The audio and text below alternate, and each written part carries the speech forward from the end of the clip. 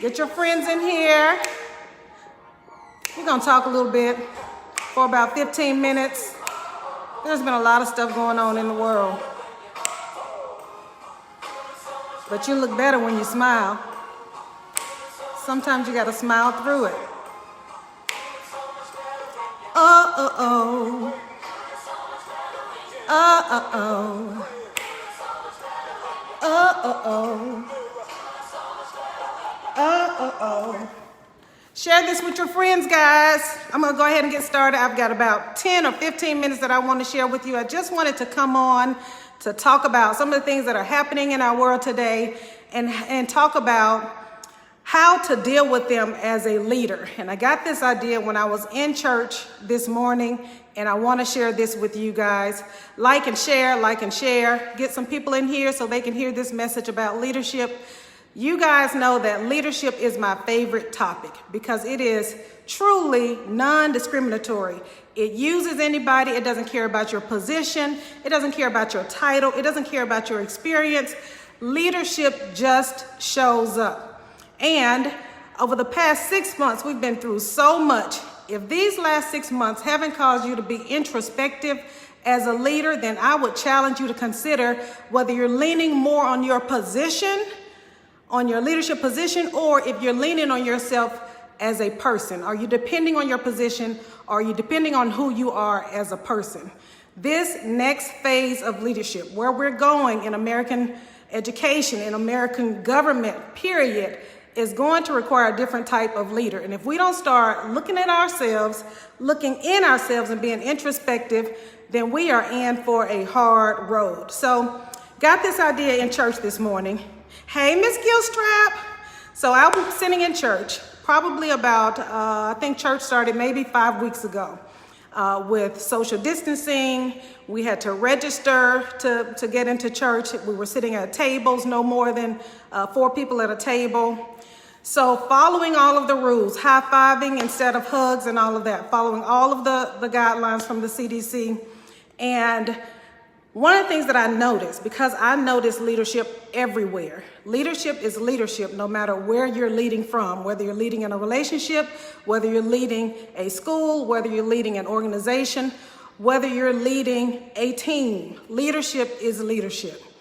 At the outset of the social unrest with the murder of George Floyd, our pastor, and I go to a predominantly white church, the pastor sent out, hi, Angela Presley. The pastor sent out an email basically acknowledging all of the stuff that was happening and basically saying, I'm standing with you. Then when we went to church 4 weeks ago, from the pulpit, he said, I'm standing with you. There's a lot of stuff going on. There are things that I don't know, that as a white man, I cannot fathom some of the things that you've had to go through as a black people, but I want to learn. I want to listen. And that struck me because if you are in leadership, now is not the time to be silent. And to some of my school leaders who are gearing up and getting ready to go back to school, we've got a lot of chaos around school openings all across the country. How do we go back? How do we return safely? And there are certain things that our people need to hear from us. If you're leading a team, if you're leading an organization, there are certain things that your people need to hear from you or they need from you. So I'm going to share with you 5 things that your people need from you right now. They need you to be in tune. Be in tune, understand the pulse of your organization, understand the pulse of your team. You need to be in tune with what's going on. John Maxwell calls this the law of intuition. You cannot go back into your school building, go back and be with the people that you lead and not be in tune with what their needs are. Understand the context in which all of these things are happening. Some of you, if you are leading a majority of the people that are opposite of you, it really doesn't even matter what your race is. It doesn't matter if you're black or white, Hispanic. It really doesn't matter. What it calls for is a listening ear. Every morning I say a mantra or a prayer. My heart and mind are open and I'm willing to see things differently. Be willing to see things differently. Hello, Mr. Barry. Be willing to see things differently. We are all, honestly, if we are here sitting on this live right now, we are all victims of racism. So it's not me against you, it's us against the entity that has become racism. Racism has grown up to be its own person and is really victimizing both of us. So it's gonna take everybody as one race coming together to solve this issue. And we do that by listening to each other and hearing what each other has to say and not discounting that. So the very first thing that your people need from you right now is for you to be in tune.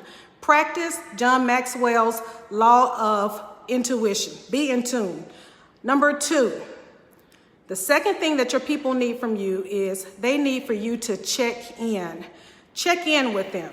And I know that some of us lead really large organizations and it's sometimes impossible to check in with every person. But you can check in with them as a staff, or you can establish the structure so that they'll have somebody to check into.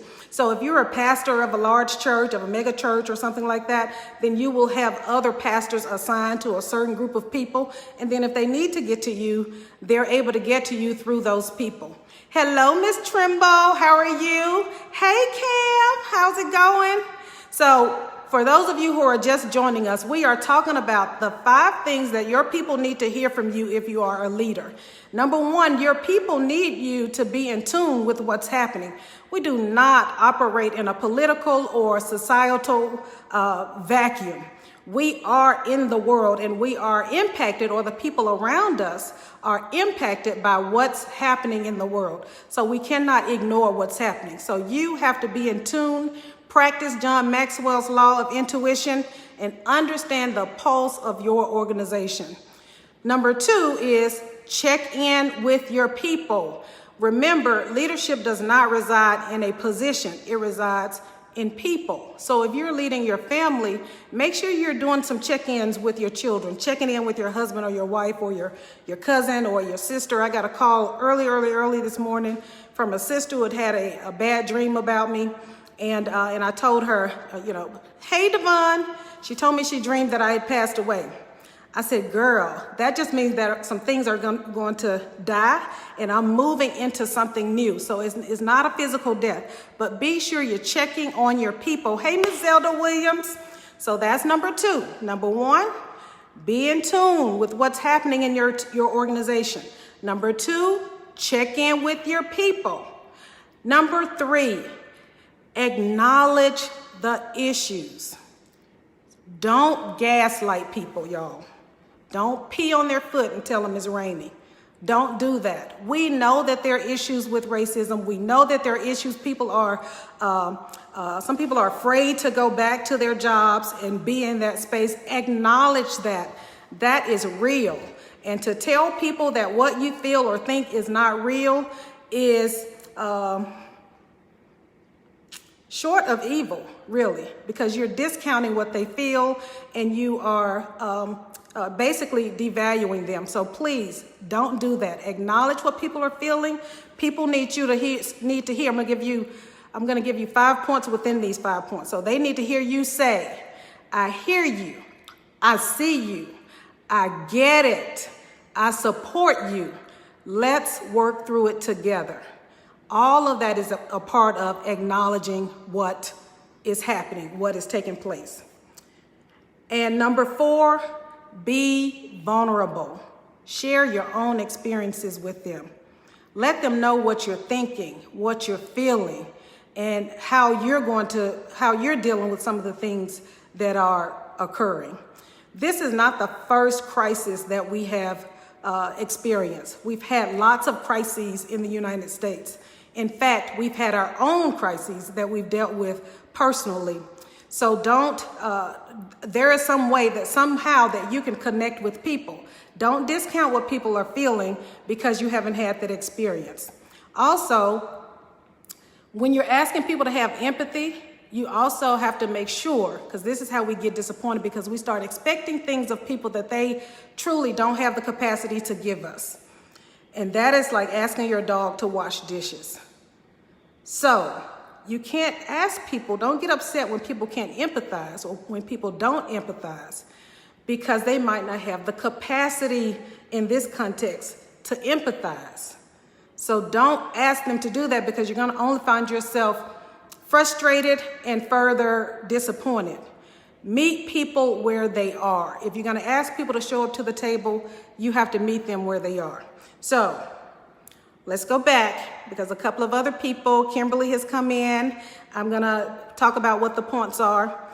The very first point, these are the 5 things that your people need to hear from you if you are a leader. They need you to be in tune, be aware, have a pulse of the organization, have a pulse of your team, have a pulse of your family. Be aware of what's happening. And the way that you increase your awareness around you is you increase your self-awareness, so that you can be in tune and feel that intuition when it kicks in, something is off, or maybe I need to go this way instead of that way. So be in tune. Number 2 is check in with your people. If you are the leader of a large organization and it is almost near impossible for you to talk to your people one-to-one, be sure that you've established a structure by which they're able to have some one-on-one contact with somebody who's in your circle, somebody who has a direct connect with you. And number 3, acknowledge what people are feeling. We've been through a lot. We have been traumatized through this whole thing, through the social unrest, through COVID-19. We are seeing things that we have not seen in our lifetime. So be, as a leader, empathize, and I'm going to ask you to empathize with them, because you are the leader and you should have the capacity to empathize, and understand what they're going through. Acknowledge what they're going through. Number 4 is be vulnerable. Let them know what you've been through and how you've experienced this. Because guys, not only is COVID-19 happening, not only is there social unrest, there are also people going through their own stuff. There's some people who are going through a divorce during this time. There's some people that have lost people, have had relatives die unrelated to COVID-19. There are some people who are facing financial ruin. There are some people whose situations have been exaggerated due to COVID-19. So be careful to be vulnerable with people. Let them know that you get it. And the last one is for you to stay centered. You have to take out time for you no matter what, because if you are not centered, you're going to be running around crazy and not be able to be the center for them. So until you're able to work them or teach them how to get to their place of peace, you have to make sure you're maintaining your peace. Don't walk around with your peace disturbed. Always find your center. Now is not the time to be political. It's not the time to be a politician. I'm not talking about a position. It's not the time to politic. It is time to be a leader. Politicians are concerned about the next election. That's why they have to be so careful about what they say. But leaders are concerned about the next generation. That's why you have to be careful about what you say. We're going to require something different. America needs something different in our schools, in our homes, in our churches, in our organizations. It is time for us as a people to get to us. And I believe it was Bob Quinn who says the world brings the pressure to change. So the pressure for change comes from the outside. However, it is an inside-out process, and it always starts at the bottom up, and it always starts at the individual level. 5 things that your people need from you during this period: be in tune, check in, acknowledge the issues, be vulnerable, and stay centered. Thank you so much for your time. I told you guys this was going to be a quick in and out. Go over to B Swinney free gift and get your free gift. Download the 21 values of an effective leader. Guys, we have got to be our best in every single thing that we do, which means that we have to constantly work on ourselves. If you're going to seek any kind of leadership, seek self-leadership. I'm Dr. Barbara Swinney, your life and holistic leadership coach, inspiring transformational thinking, living, and leading. I don't see any questions or comments.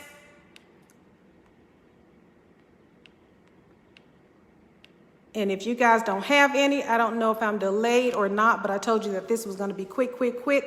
Like and share this video. Somebody needs to hear this. Like and share. And I'll see you next time. Bye-bye.